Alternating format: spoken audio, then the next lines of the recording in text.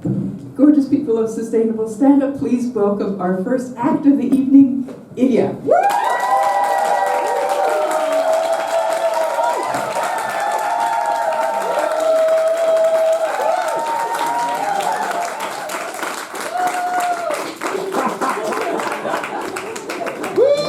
More friends coming.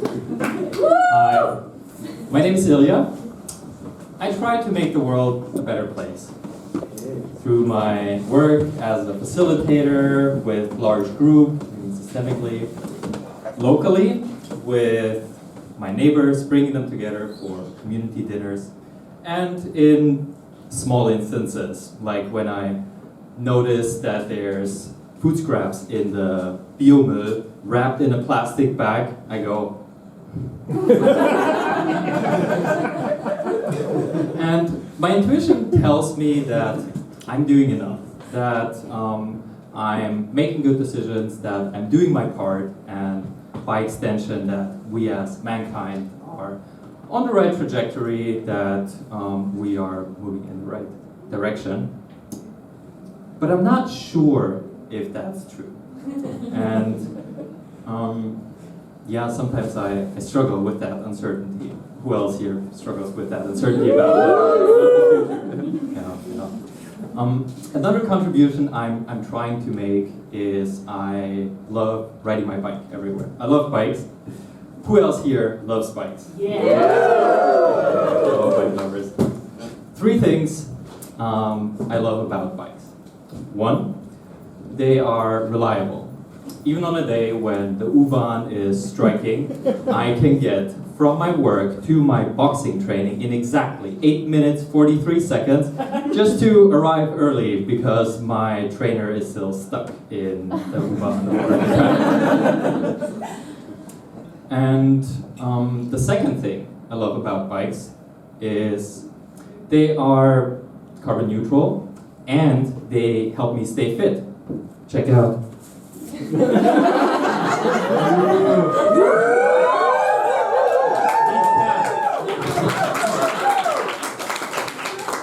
And I like to imagine a future where these 2 things are even more intertwined, where science comes up with a way to like ride a bike in a certain way, to activate an enzyme in my body that enables me to directly absorb CO2 into my calves. You're welcome. Third thing I love about bikes is they are like the embodiment of adaptive behavior. And adapting is, we're going to need that as we're moving into the future with climate change. And they activate this magical ability to shapeshift. Like, whatever traffic throws at me, I can handle it. So when there's no bike lane and I'm at a red light, there's a red light for pedestrians, no problem, I just turn into a skinny car. Red light for cars, I'm a fast pedestrian. It's a long trip and I gotta carry a lot of stuff, no problem, I just strap on my trusty bike bags and I become a cargo ship. That's me being a ship. So carbon neutral. So I got my carbon neutral, calf chiseling, reliable machine about half a year ago in a great deal on eBay. Fantastic bike for half the price. Made me feel really happy, and it made me feel really smart, thinking, they don't know what they're giving away. It's like I had just acquired the Mona Lisa in exchange for a back rub. And I give really mediocre back rubs, so. But yeah, probably still drunk on the joy of making such a good deal. I did not put the same effort into acquiring a new lock. So I stayed with my old average lock, and you can see where this is going. A couple of weeks ago, my bike was stolen. Yeah, the old lock broken apart brutally. My poor bike probably going like, You shall never take me. I belong with Ilja. Nothing can break our sacred bond. At least that's what I hope it did. Rather than...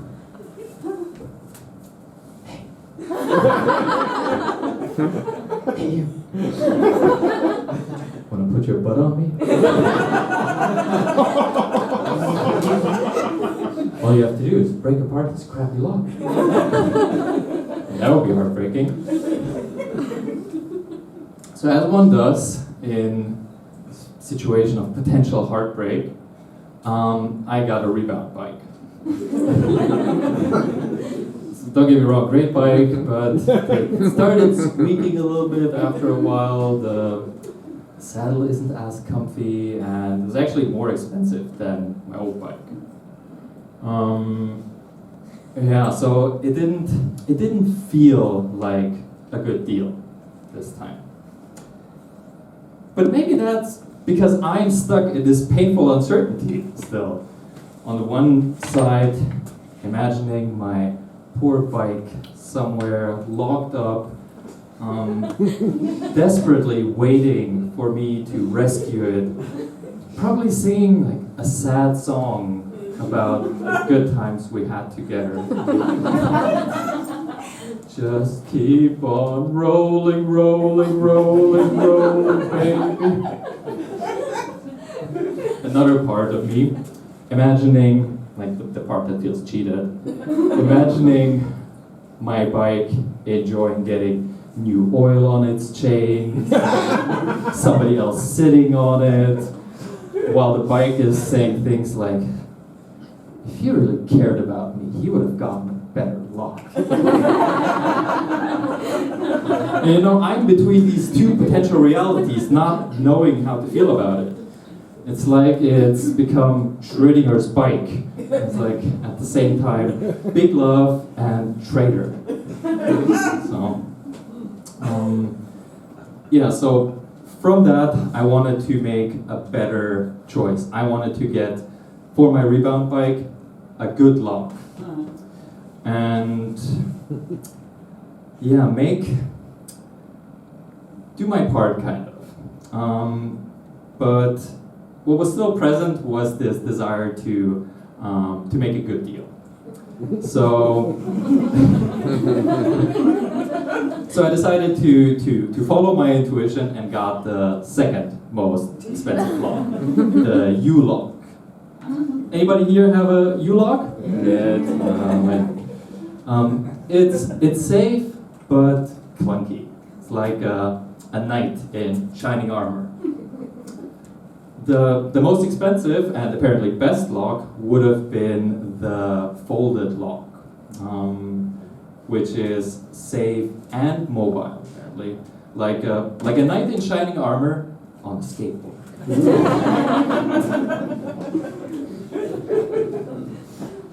So yeah, another decision where I wasn't so sure if I made the right decision.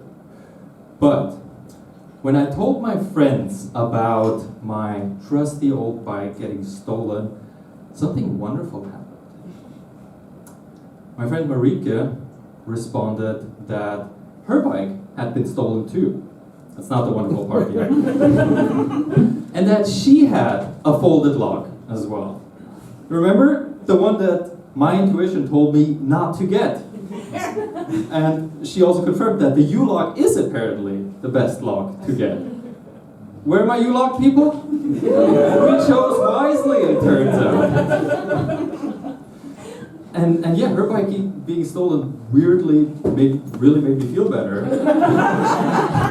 Because one, it showed me that I'm not the only one struggling with difficult decisions and the uncertainty that comes with it. And also that it sort of restored my trust in my intuition. If I can choose the right lock, maybe future decisions will be good as well. Maybe I can make the right choice, and if I can make the right choice, maybe others can too.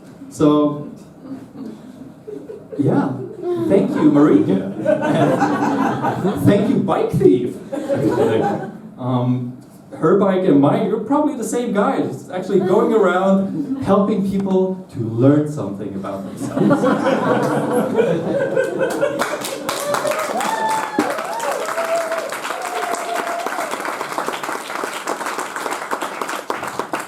Yeah, it makes me want to write him a thank you note for when he inevitably returns to the scene of the crime. Of like, dear bike thief, thank you for restoring my trust in my intuition. Maybe the future is a bright one after all. He's gonna read like, finally, somebody understands my work. And maybe he'll feel so seen that he'll actually bring back the old bike. Old bike's not going to know how to feel about it. Like, after all, it might have wanted to leave, and now it's stuck back with me. But more likely is that it's actually quite happy to be back. And like, dear Ilja, thank you. I'm so happy that I'm back with you. But maybe I will be resentful by that point. Struggling to trust again, thinking that it actively wanted to leave me. I'll take it back, but I'll make it fight for my love. Come up with all sorts of wacky competitions. Like, who's got the bigger wheels? Who can I ride the longest? Who can give me the best butt massage? Yeah, this is getting out of hand. What I actually want to take away from this is that it's okay not to know what the future will bring.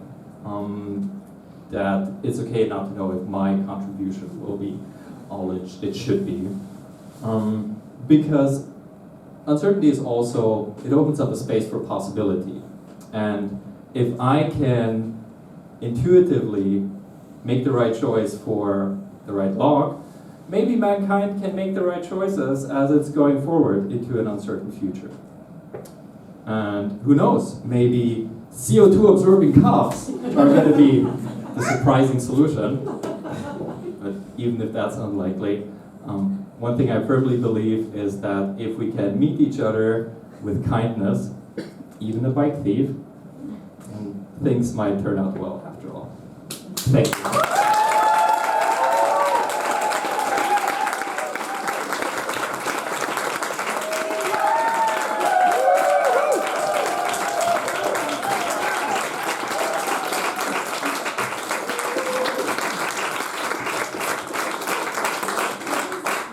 Fabulous.